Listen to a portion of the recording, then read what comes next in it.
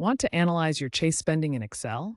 Here's how to download your transaction history in CSV or XLS format. First, log into your Chase account through the Chase website or the Chase mobile app. Ensure you have two-factor authentication enabled for security. Navigate to the Statements and Documents or Account Activities section.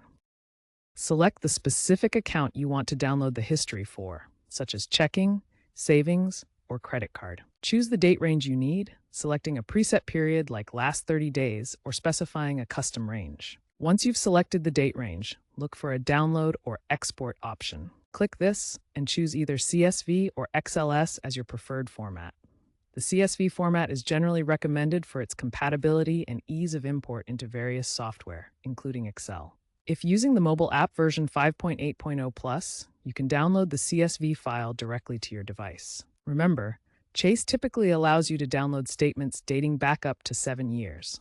After downloading, store the file securely and avoid using public Wi-Fi during the download process to prevent interception. Now that you've downloaded your transaction history, let's get it into Excel. Open Microsoft Excel and go to the Data tab. Select from Text CSV to import the file you just downloaded.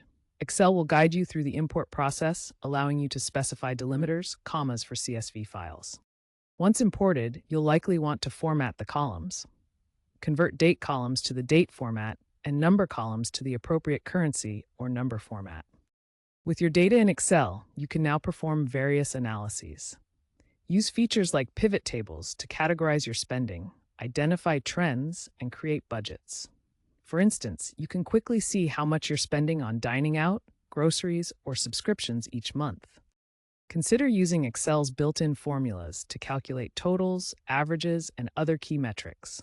For more advanced analysis, explore tools like Excel's Power Query, which can automate future imports and clean your data.